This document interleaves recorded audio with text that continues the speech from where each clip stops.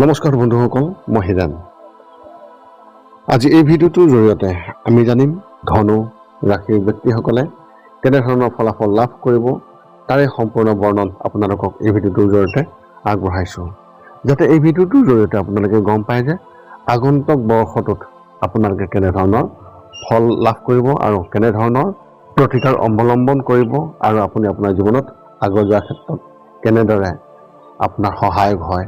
এই ভিডিঅ'টোত আপোনালোকে নিশ্চয়কৈ জানিব আৰু এই ভিডিঅ'টো চাই কেনেকুৱা পালে আমাক কমেণ্ট কৰোঁ, আপোনালোকে অৱগত কৰিব। প্ৰথমে মোৰ এই চেনেলটো ছাবস্ক্ৰাইব কৰি ল'ব, যাতে মোৰ পিছৰ ভিডিঅ'বিলাক আপোনালোকে সহজে লাভ কৰিব পাৰে। লগতে মোৰ ভিডিঅ'টো যদি ভাল লাগে তেন্তে লাইক আৰু শ্বেয়াৰ কৰিব, কমেণ্ট কৰি আপোনালোকৰ মনোভাৱ প্ৰকাশ কৰিব। এতিয়া মূল বিষয়লৈ। বৈদিক জ্যোতিষ শাস্ত্ৰ অনুসৰি 2027 চনটো ধনুৰাশিৰ জাতক জাতিকাসকলৰ বাবে এক গুৰুত্বপূৰ্ণ পৰিৱৰ্তন, সকাহ আৰু নতুন সম্ভাৱনাৰে ভৰা হ'ব।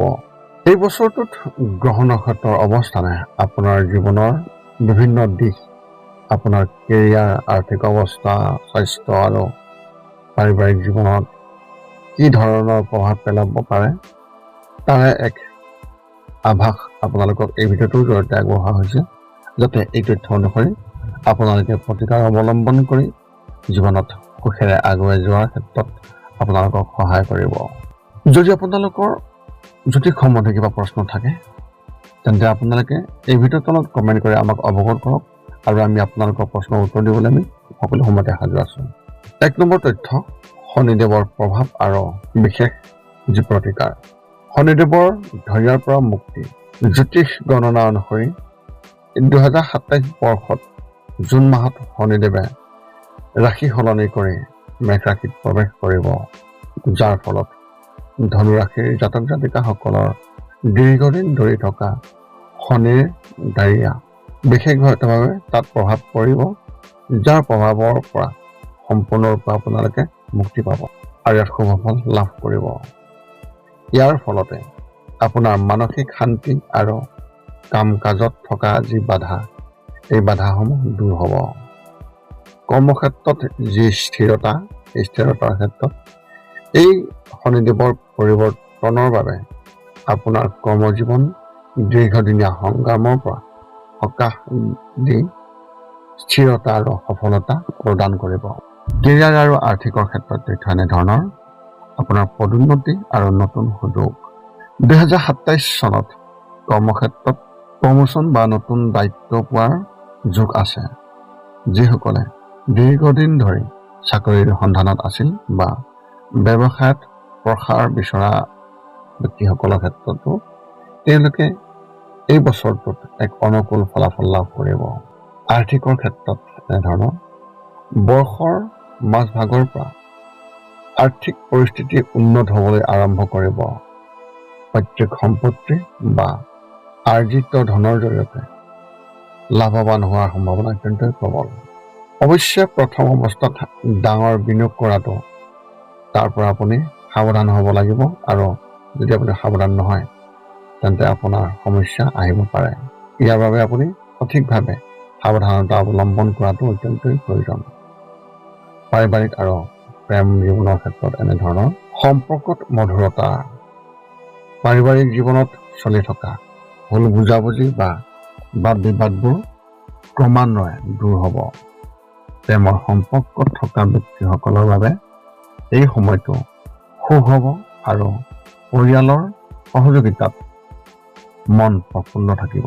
আপুনি দেখিব সন্তানৰ সফলতা, সন্তানৰ শিক্ষা আৰু কেৰিয়াৰক লৈ চলি থকা আপোনাৰ যি দুশ্চিন্তা, সেই চিন্তা আপোনাৰ দূৰ হ'ব। সন্তানৰ কোনো ভাল খবৰে আপোনাক আনন্দিত কৰিব। স্বাস্থ্যৰ ক্ষেত্ৰত সাৱধানতা কেনেধৰণৰ, আপোনাৰ স্বাস্থ্যৰ যত্ন লওক। শনিৰ ধৈৰ্যৰ পৰা মুক্তি পালেও নিজৰ স্বাস্থ্যৰ প্ৰতি সম্পূৰ্ণ যত্ন লোৱাটো আপোনাৰ বাবে অত্যন্তই প্ৰয়োজন। বিশেষকৈ পেটৰ সমস্যা, হজম শক্তি বা মানসিক চাপৰ পৰা হাত সাৰিবলৈ নিয়মিত খাদ্যাভ্যাস আৰু যোগাভ্যাস কৰা উচিত। বিশেষ পৰামৰ্শ এনেধৰণৰ, জীৱনৰ এই নতুন পৰিৱৰ্তনৰ সময়ছোৱাত ধৈৰ্যশীল হৈ কাম কৰিলে আৰু সঠিক পৰিকল্পনাৰে আগবাঢ়িলে ধনুৰাশিৰ ব্যক্তিসকলৰ এই 2027 বৰ্ষত এক ডাঙৰ সফলতা দেখিবলৈ পাব আৰু ডাঙৰ সফলতা লাভ কৰিব। ইয়াতে এটা কথা আপোনালোকক কওঁ যে আপোনালোকৰ যদিহে লগত জন্ম তালিকা আছে বা আপোনাৰ জন্ম লগ্ন তালিকা আছে, তেন্তে সেই তালিকাখন এবাৰ আপোনাৰ বৰ্ষ অনুসৰি সঠিক ফল লাভ কৰিবলৈ এজন অভিজ্ঞ জ্যোতিষীৰ লগত আপুনি যোগাযোগ কৰক, যাৰ জৰিয়তে আপোনালোকে 2027 বৰ্ষত চলিত আপোনাৰ বয়স বা 2 দিনত যি চলিবলগীয়া যি বয়স, সেই বয়সৰ অনুসৰি আপোনালোকে প্ৰতিকাৰ অৱলম্বন কৰক আৰু ইয়াৰ সঠিক ফলাফল লাভ কৰক আৰু জীৱনত আগুৱাই যোৱাৰ ক্ষেত্ৰত আপোনালোকৰ যথেষ্ট সহায়ক হ'ব বুলি আপোনালোকক এই ভিডিঅ'টো আগবঢ়া হ'ল বা আপোনালোকক এই পৰামৰ্শ দিয়া হ'ল, যাতে আপোনালোকে কোনো ধৰণৰ সমস্যা নপৰে। এতিয়া আপুনি সকলো তথ্য লাভ কৰাৰ পিছত এই 5টা কাম কৰিবলৈ আপুনি যিমান পাৰে চেষ্টা কৰক। সৰ্বপ্ৰথমটো হৈছে আপুনি আপোনাৰ শৰীৰটো সুস্থ কৰি ৰাখিবলৈ দৈনিক যোগাসন কৰক, য'ত মূলতঃ 10 মিনিটৰ বাবে ওমকাৰ মন্ত্ৰ, 10 মিনিটৰ বাবে কপালভাতি আৰু 10 মিনিটৰ বাবে অনুলোম বিলোম। ইয়াৰ লগে লগে আপোনাৰ শাৰীৰিক আৰু মানসিক স্বাস্থ্য একেবাৰে নিখুঁত হৈ থাকিব। 2 নম্বৰতে হৈছে ৰাতি শোৱাৰ আগতে নিস্তব্ধ আৰু নিৰ্জন ঠাইত 10 পৰা 20 মিনিট ধ্যান কৰিব লাগে। ইয়াৰ দ্বাৰা 2টা উপকাৰ পোৱা যায়। এটা হ'ল আপুনি ভাল টোপনি পাব আৰু দ্বিতীয়টো হৈছে পিছদিনা আপুনি সতেজ অনুভৱ কৰিব। ধ্যান কৰি থাকোঁতে মধ্যমীয়া শব্দৰ শান্ত সংগীতো আপুনি শুনিব পাৰে। 3 নম্বৰতে হৈছে প্ৰতি মংগলবাৰে পুৱা নিশ্চয় হনুমান চালিচা পাঠ কৰক আৰু হনুমান মন্দিৰ দৰ্শন কৰক, নতুবা আপুনি বিষ্ণু মন্দিৰ দৰ্শন কৰক। ইয়াৰ দ্বাৰা আপোনাৰ আৰু আপোনাৰ পৰিয়ালৰ যিকোনো সদস্যৰ সংকট দূৰ হ'ব আৰু সদায় সুখ আৰু শান্তি থাকিব। 4 নম্বৰটো হৈছে ঘৰৰ বাহিৰত গৰু আৰু কুকুৰক প্ৰতিদিনে আপুনি পাৰিলে খাদ্য খুৱাব লাগে। খাদ্য খোৱাওক আৰু যদি পাৰে চৰাই চিৰিকটি আদিকো খাদ্য আৰু পানীৰ যোগান ধৰক। এই পৃথিৱীখন যিমান আমাৰ সিমানেই সিহঁতৰ। নিতৌ ইহঁতক খুৱাই আমি তেওঁলোকৰ পৰা এক আশীৰ্বাদ লাভ কৰিব পাৰোঁ আৰু আমাৰ ওপৰত থকা গ্ৰহবোৰৰ কুপ্ৰভাৱ দূৰ হ'ব। সদশেষত 5 নম্বৰটো হৈছে আপুনি পাৰিলে মাজে মাজে চৌপাশৰ দুখীয়া ব্যক্তিসকলক আপুনি পাৰিলে সহায় কৰক আৰু ভোকাতুৰ ব্যক্তিসকলক আপুনি পাৰিলে খুৱাবলৈ চেষ্টা কৰক। এই আছিল 2027 বৰ্ষত ধনুৰাশি ব্যক্তিসকলে লাভ কৰিবলগীয়া ৰাশিফলৰ বৰ্ণনা।